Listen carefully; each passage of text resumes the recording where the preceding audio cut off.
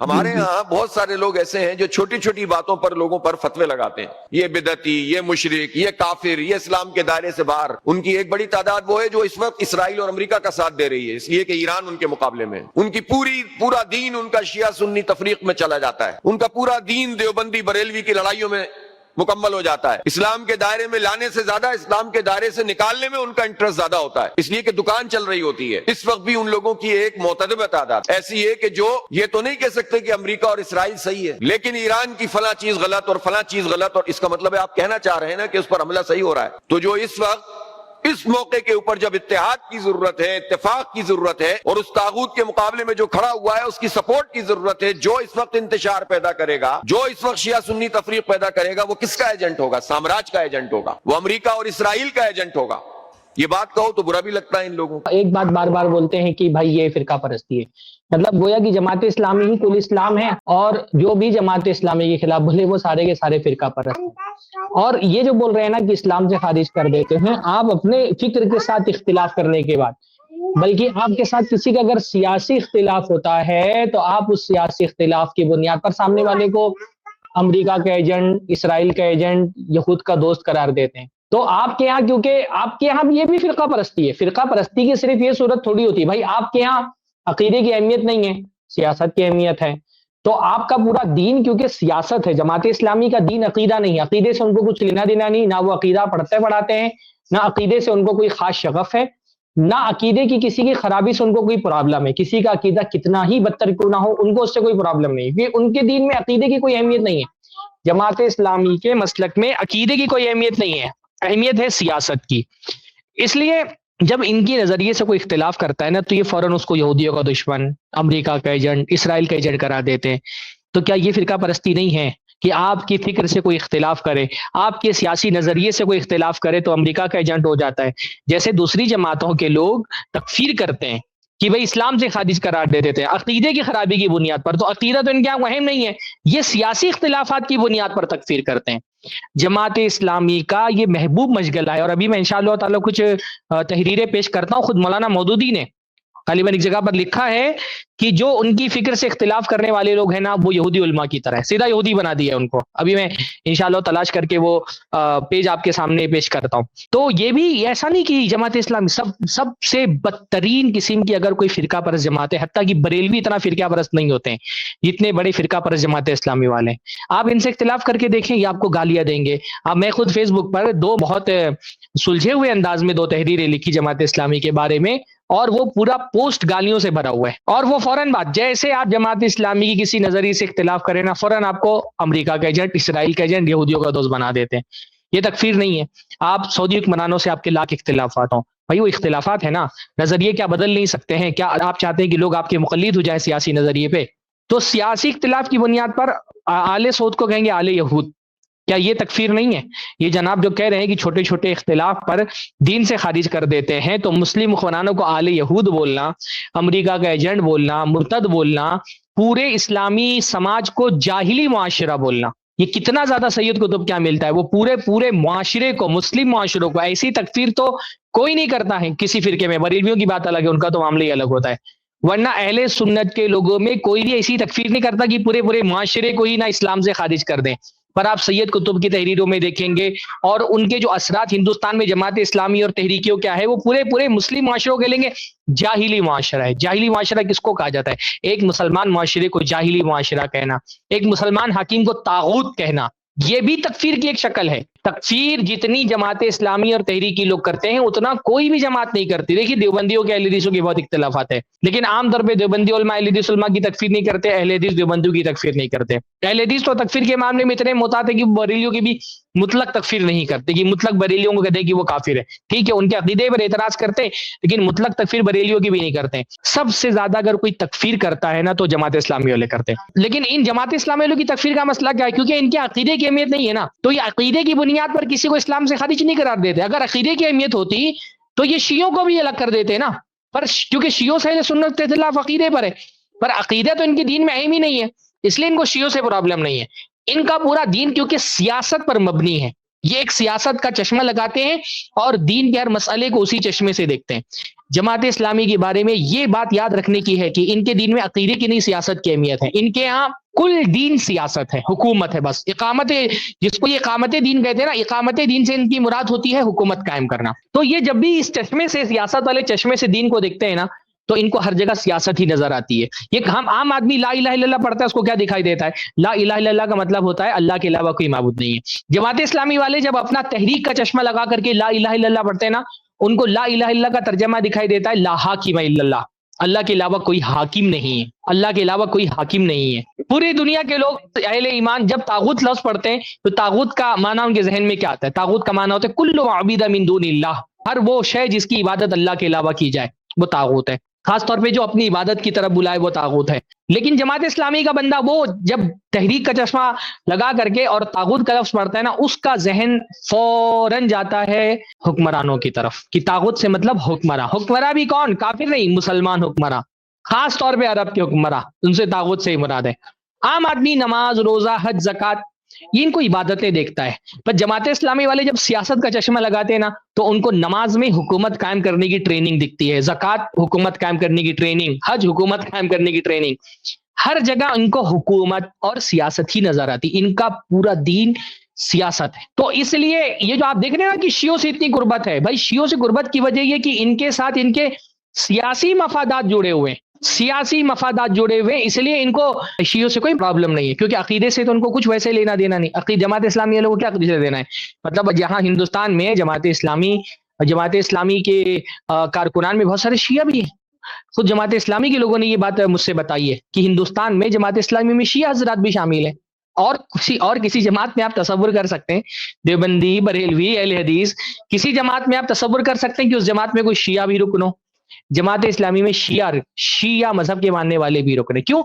اہل سنت کا تو بہت شدید اختلاف ہے شیعوں سے، پھر کیا وجہ ہے کہ جماعت اسلامی کے ہاں شیعہ بہت مقبول ہے، شیعوں کے ہاں جماعت اسلامی بہت مقبول ہے؟ ابھی ہم نے ایک پچھلے اسٹریم میں ویڈیو چلا کر کے دکھائی تھی کہ کتنا جو ہے نا پیار سے جماعت اسلامی کا ذکر کرتے ہیں شیعہ اکابر اور شیعہ علماء۔ اس کی وجہ یہ کہ جماعت اسلامی کے عقیدے کی کوئی اہمیت نہیں، کوئی اہمیت نہیں، سارا زور ان کا سیاست پر ہے۔ اب کیونکہ اپنے سیاسی نظریات میل کھاتے ہیں ایران سے، تو فرق نہیں پڑتا ان کو، وہ قرآن کو محرف مانتے ہیں، وہ صحابہ کو گالی دیتے ہیں، وہ ازواج مطہرات کے شان میں گستاخی کرتے ہیں، اور امامت کے نام پر ختم نبوت پر ڈاکہ ڈالتے ہیں۔ امامت کے نام پر جو تصور روافظ کے یہاں پایا جاتا ہے وہ اصل میں ختم نبوت کا انکار ہے، کیونکہ امام کو وہ سارا مرتبہ دے دیتے ہیں جو نبیوں کا مرتبہ ہے، بلکہ وہ زبان سے یہ بولتے بھی، اس میں تقیہ بھی نہیں کرتے کہ اللہ کے رسول کے علاوہ سارے نبیوں سے ائمہ کا درجہ افضل ہے، بلکہ نبوت اور قرآن بھی حجت امام کے ساتھ ہی ہے۔ تو یہ پورا جو عقیدے کا ان کے خرابیاں ہیں نا، اس سے جماعت اسلامی کو کوئی فرق نہیں پڑتا، کہ جماعت اسلامی کے نزدیک عقیدے کی کوئی اہمیت نہیں ہے، ان کے نزدیک اہمیت ہے سیاسی نظریے کی۔ یہ پوری تحریک سیاست کی بنیاد پر کھڑی ہوئی ہے۔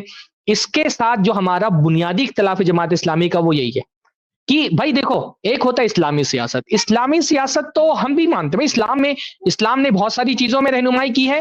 جب اسلام نے بیت الخلاء میں جانے، قضاء حاجت تک کے بارے میں رہنمائی کی ہے، تو سیاست کے بارے میں اللہ تعالیٰ ہم کو اندھیرے میں کیوں رکھے گا؟ اسلامی سیاست یعنی اسلام کے بہت سارے شعبوں میں سے ایک شعبہ ہے اسلامی سیاست کا شعبہ۔ ہم اسلامی سیاست کے منکر نہیں ہیں۔ ہمارا جو اختلاف ہے جماعت اسلامی سے وہ یہ ہے کہ یہ نہیں کہ یہ اسلامی سیاست کو مانتے ہیں، جن کا جو اسلام ہے یہ سیاسی اسلام ہے، یہ اسلامی سیاست کے قائل نہیں ہے، یہ سیاسی اسلام کے قائل ہے۔ ان کا اسلام کا جو ورژن ہے بہت الگ ہے، پولیٹیکل اسلام والا ورژن ہے ان کا، اس لیے ہر چیز میں ان کو سیاست ہی نظر آتی ہے۔ عقیدے میں اختلاف سے فرق نہیں پڑتا ہے، پر آپ ان کے سیاسی نظریے سے اختلاف کر دیں تو آپ فوراً یہودیوں کے ایجنٹ ہو جاتے ہیں۔ کہنا میں یہ چاہ رہا ہوں نا کہ جن لوگوں کے عقیدے کی اہمیت ہے وہ عقیدے پر اختلاف کی بنیاد پر محبت اور نفرت کی بنیاد رکھتے ہیں، کہ بھائی ہمارا شیعوں سے جو اختلاف ہے وہ عقیدے کی بنیاد پر ہے۔ جو بھی نفرت اور محبت کا ہمارا معیار ہے وہ عقیدہ ہے، جو توحید والا ہے اس سے ہم کو محبت ہے۔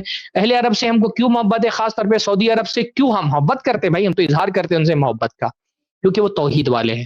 ان کے ہاں جو فسق و فجور پایا جاتا ہے اتنا بھی نہیں پایا جاتا جتنا جماعت اسلامی پروپیگنڈا کرتی ہے، لیکن اگر پایا جاتا بھی ہے تو اس سے ہم بیزار ہیں، اس سے ہمارا کوئی تعلق نہیں ہے۔ لیکن ان سے جو تعلق ہے وہ توحید اور کلمے والا تعلق ہے، تو جس سے ہماری عقیدے کی وابستگی ہوگی نا جو ہمارے عقیدے کے موافق ہوگا وہ ہمارا محبوب ہے، کیونکہ جماعت اسلامی کے عقیدے کی کوئی اہمیت نہیں ہے، سیاست کی اہمیت ہے۔ تو ان کے یہاں ان کے نظریات جو سیاسی نظریات ہے وہ ایران سے اور روافض سے بہت ملتے ہیں۔ مولانا مودودی ایک زمانے سے ایران کے گن گاتے رہے ہیں، شیعوں سے قربت ان کی رہی ہے۔ ابھی میں انشاءاللہ تعالی وہ یہ بھی ایک اسکرین شاٹ بھیجتا ہوں کہ کیسے مولانا مودودی نہ صرف یہ کہ قریب رہے شیعوں کے، بلکہ وہ مجالس جو عشرہ مجالس ہوتی ہے شیعوں کی خصوصی مجالس، اس میں تک خطاب کے لیے بلایا جاتا رہا ہے مولانا مودودی کو۔ تو کیونکہ یہ ان کا دین کیونکہ عقیدہ نہیں ہے، سیاست ہے، تو اس لیے ان کی محبت اور نفرت کا معیار بھی سیاست ہے۔ عربوں سے ان کو بہت نفرت ہے کیونکہ ان کا جو نظریہ ہے سیاسی نظریہ، اس سیاسی نظریے کے حساب سے اسلامی حکومت وہ ہے جس میں اخوانیوں کا کنٹرول ہو، اخوانیوں کا کنٹرول آ جائے تو حکومت اسلامی حکومت بن جاتی ہے، یا تو شیعوں کی حکومت اسلامی حکومت ہے یا تو اخوانیوں کی حکومت اسلامی حکومت ہے۔ تو کیونکہ ان کے نظر میں اسلامی حکومت وہ ہے جس میں اخوانیوں کا کنٹرول، عربوں کی حکومت میں ان کو وہ کنٹرول مل نہیں پا رہا ہے۔ بڑی کوششیں یہ کرتے رہے ہر زمانے میں حکومتوں کا تختہ پلٹ کر کے کسی طرح سے اپنے ہاتھ میں حکومت لینے کی، لیکن ان کی کوششوں کو ناکام بنا دیا گیا۔ خاص طور پہ اخوان المسلمین کی جو تحریک ہے اس نے عرب کے الگ الگ ممالک میں، حالانکہ ان کو بہت کچھ ابتدائی دور میں سپورٹ کرنے والے عرب کے لوگ ہیں۔ مصر میں جمال عبد الناصر وغیرہ کے زمانے میں جب تحریکوں کے خلاف کریک ڈاؤن شروع ہوا ہے تو بہت سارے جماعت اسلام جو تحریکی تھے ان کو پناہ دینے والا سعودی عرب ہے۔ سید قطب کے بھائی محمد قطب زندگی بھر سعودی عرب میں رہے، سعودی عرب کی پناہ میں رہے، سعودی عرب کا کھاتے رہے، سعودی عرب نے ان کو پناہ دی۔ حتیٰ کہ میں نے غالباً پڑھا کہ شیخ ابن باز نے سید قطب کی جب پھانسی کا مسئلہ ہے تو شیخ ابن باز نے ان کے لیے سفارش بھی کی تھی۔ پر یہ آستین کے سانپ ہیں، جن حکومتوں نے مشکل ترین حالات میں اخوان المسلمین کو پناہ دی، یہ اسی کی جڑ کھودنے میں لگ گئے کہ ان حکومتوں کو ہی ہٹاؤ اور اقامت دین کے نام پر اخوانی حکومت لے کر کے آؤ۔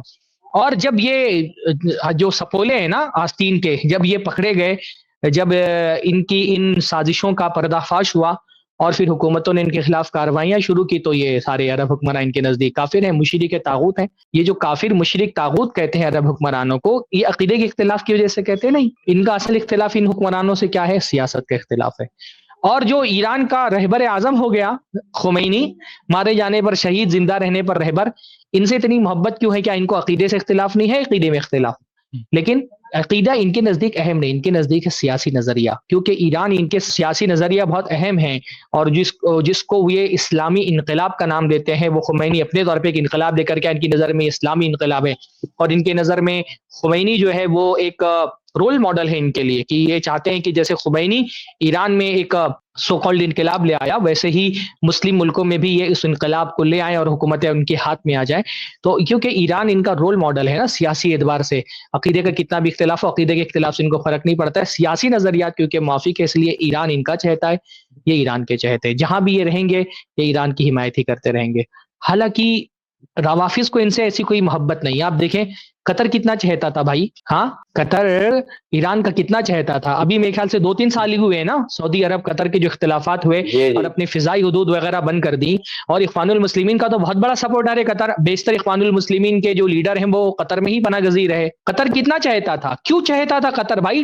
اگر آپ کہتے ہیں کہ سعودی عرب سے اختلاف کی وجہ یہ کیونکہ سعودی عرب میں امریکی اڈے ہیں، تو قطر میں کیا ہے؟ سب سے بڑے، سب پورے خلیج میں سب سے بڑا اڈا امریکی فوجیوں کا قطر میں ہے۔ الحدید کیا نام ہے اس کا؟ الحدید کچھ نام ہے، سب سے بڑا فوجی ہے۔ بلکہ 2003 کے بعد سے تو سعودی عرب سے امریکی فوجیوں کا بیشتر انخلا ہو گیا۔ جو بڑے بڑے فوجی اڈے صدام کے خوف سے اور صدام کے فتنے سے حفاظت کے لیے بنائے گئے تھے، وہ آہستہ آہستہ 2003 کے بعد خالی کر دیے گئے۔ بہت کم فوجی اس وقت سعودی عرب میں بچے ہیں۔ تو اگر سعودی عرب سے اختلاف اسی بنیاد پر ہے کہ وہاں پر امریکی فوجی اڈے ہیں، تو قطر میں کیا تھے پھر؟ جب سارے عرب ممالک نے، خلیج نے، عربوں نے، سعودی عرب نے، عرب امارات نے خلیج سے تعلق ختم کر دیے تھے، کون قطر کی حمایت میں کھڑا تھا؟ یہی ایران کھڑا تھا۔ تو اگر ایران امریکہ کا مخالف ہے تو قطر کو سپورٹ کیسے کر رہا تھا؟ کیا قطر میں اس وقت امریکی اڈے نہیں تھے؟ سب سے بڑا امریکہ اڈا تو قطر ہی میں تھا۔ ترکی کو کیسے سپورٹ کر رہا تھا یہ؟ ترکی تو باقاعدہ نیٹو الائن کا حصہ ہے۔ تو یہ سب ڈھکوسلے ہیں۔ یہ بہت بھولے بھالے لوگ جو اردو کی 4 کتابیں پڑھ کر کے آ کے سیاست پہ تبصرے کرتے ہیں نا، ان سے پوچھے بھائی پھر قطر، اچھا کل تک قطر بہت محبوب تھا، آج قطر پہ حملے ہو رہے ہیں، یہ روافظ کی دوستی ہے بھائی۔ یہ جب حضرت حسین کے نہیں ہوئے، یہ اخوانیوں کے کیا ہوں گے؟ کم سے کم ان کی تاریخ سے سبق سیکھنا چاہیے لوگوں کو کہ یہ روافظ اپنے امام کے نہیں ہوئے، یہ تمہارے کیا ہوں گے؟ کل تک جس قطر سے بڑی محبت تھی، آج پیدر پہ حملے ہو رہے ہیں قطر پہ. کل تک جب عرب ممالک نے قطر کو اکیلا چھوڑ دیا تھا، ایران اکیلے قطر کے ساتھ کھڑا تھا، اپنے فضائی حدود کھول دیے تھے، کھانے پینے کے سارے اشیاء اپنے یہاں سے ٹرانسپورٹ کرا رہا تھا. آج وہی قطر برا ہو گیا، آج اسی پر حملے ہو رہے ہیں، دھڑا دھڑ ڈرون مارے جا رہے ہیں. تو یہ کون سا معیار ہے بھائی آپ کا؟ اس لیے اس وقت جو سلوک ایرانی قطروں کے ساتھ کر رہا ہے، روافظ کے جو مزاج ہے نا، وہ مزاج سمجھنے کی ضرورت ہے، خاص طور پہ ان اخوانیوں کو. یہ کسی روافظ کسی کے کبھی نہیں ہوئے، اہل سنت کے تو کبھی نہیں ہو سکتے. ان کی سرشت میں، ان کی فطرت میں، ان کے نیچر میں سنیوں سے نفرت ڈالی جاتی ہے. یہ کبھی نہیں ہو سکتے، کسی اخوانیوں کی بھی نہیں ہو سکتے کبھی. یہ مفاد پرست لوگ ہیں اس وقت، کیونکہ اخوانی ان کے سپورٹ میں تو میٹھی میٹھی باتیں کر رہے ہیں، تو یہ تعریف کرنے الگ بات ہے اخوانیوں کی، ورنہ یہ کبھی کسی کے نہیں ہو سکتے، یہ کبھی کسی کے نہیں ہوں گے.